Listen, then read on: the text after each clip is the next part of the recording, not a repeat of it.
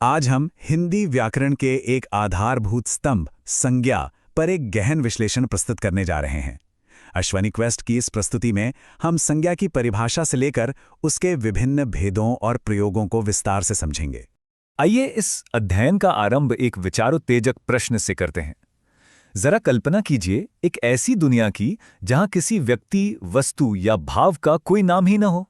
क्या तब हम संवाद कर पाते या अपनी भावनाओं को व्यक्त कर पाते? असल में यही प्रश्न हमें संज्ञा के महत्व का बोध कराता है। नमस्कार, मैं हूं डॉक्टर अश्वनी चौरसिया। अश्वनी क्वेस्ट में आप सभी का स्वागत है।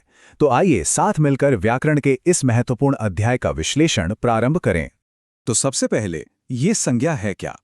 शास्त्रीय परिभाषा के अनुसार किसी व्यक्ति, वस्तु, स्थान, प्राणी, अवस्था या भाव के नाम को संज्ञा कहते हैं।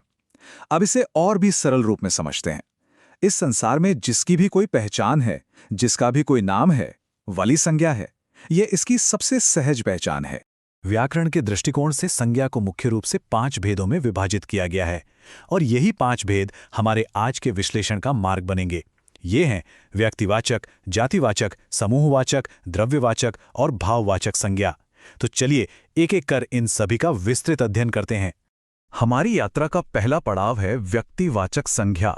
जैसा कि इसके नाम में ही निहित है, व्यक्ति। यह संज्ञा किसी एक विशेष यानी स्पेसिफिक व्यक्ति, वस्तु या स्थान का बोध कराती है, जिसकी अपनी एक अलग और विशिष्ट पहचान हो। उदाहरण देखें तो यह बात और भी स्पष्ट हो जाएगी।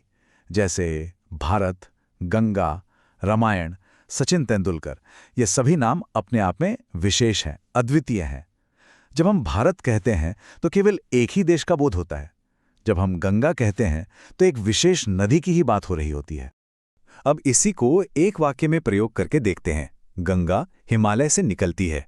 यहां ध्यान दीजिए, गंगा शब्द का प्रयोग किसी भी आम नदी के लिए नहीं हुआ है। नहीं, ये एक खास नदी की पहचान बता रहा है और इसीलिए ये एक व्यक्तिवाचक संज्ञा है। चलिए अब आगे बढ़ते हैं दूसरे भेद की ओर, जो है जातिवाचक संज्ञा।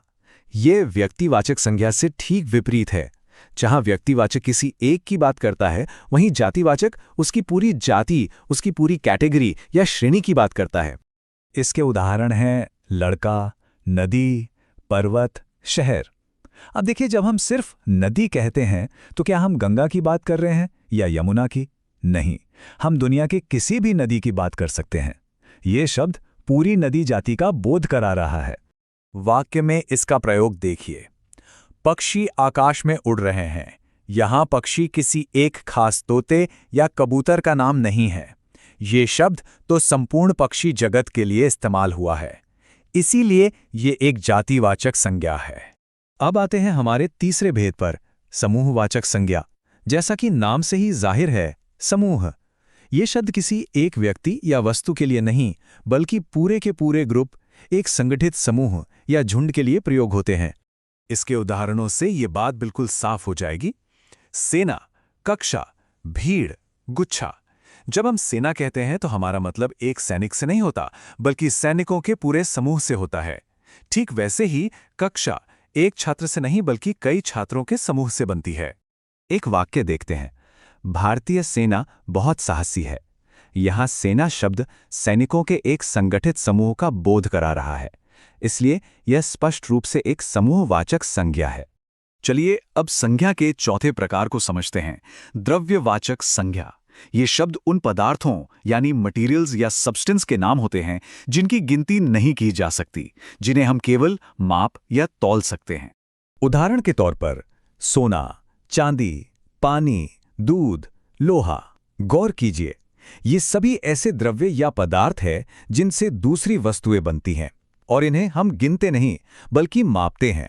जैसे 1 लीटर दूध या 10 ग्राम सोना। वाक्य प्रयोग से ये और भी स्पष्ट होगा। यह हार सोने का बना है। इस वाक्य में सोना एक धातु, एक द्रव्य, एक मटेरियल है जिससे हार बना है। तो ये क्या हुआ? एक द्रव्यवाचक संज्ञा। और अब हम अपने अंतिम और शायद सबसे रोचक भेद पर पहुंच गए हैं, भाववाचक संज्ञा। ये उन चीजों का नाम है जिन्हें हम देख या छू नहीं सकते। यह नाम है गुणों के, अवस्थाओं के या हमारे मन के भावों के, जिन्हें केवल महसूस किया जा सकता है, अनुभव किया जा सकता है। जैसे कि मिठास, बचपन, क्रोध, प्रेम, सुंदरता। सोचिए, क्या हम सुंदरता को छू सकते हैं? नहीं। क्या हम बचपन को पकड़ सकते हैं? बिल्कुल नहीं। हम इन्हें केवल अनुभव कर सकते हैं, और यही भाववाचक संज्ञा की असली पहचान है।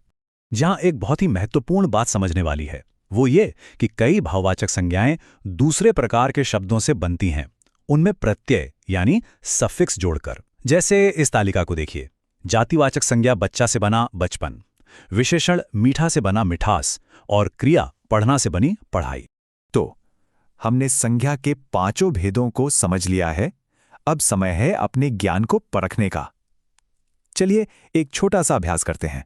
आपके सामने एक वाक्य है, नीम के पत्ते में बहुत कड़वाहट होती है। अब आपको यह बताना है कि इसमें रेखांकित शब्द कड़वाहट संज्ञा का कौन सा भेद है। अपने आप से पूछिए, क्या कड़वाहट को छुआ जा सकता है, या यह सिर्फ एक अनुभव है? अपना उत्तर हमें नीचे टिप्पणी अनुभाग में अवश्य बताइएगा। आपकी भागीदारी हमें ये समझने में मदद करती है कि आप कितना सीख पा रहे हैं। तो आज के इस पूरे विश्लेषण से कुछ मुख्य बातें जो हमें याद रखनी है। पहली, संज्ञा किसी भी चीज की पहचान का आधार है। दूसरी, एक ही शब्द का संज्ञा भेद वाक्य में उसके प्रयोग से बदल सकता है। और तीसरी, भाववाचक संज्ञा को हम छू नहीं सकते, केवल महसूस कर सकते हैं। हमें आशा है कि संज्ञा का यह अध्याय अब आपको पूरी तरह से स्पष्ट हो गया होगा। अगर आप ज्ञान की इस यात्रा को जारी रखना चाहते हैं तो ऐश्वर्य क्वेस्ट को सब्सक्राइब अवश्य करें। आज के इस सत्र में जुड़ने के लिए आप सभी का हृदय से धन्यवाद।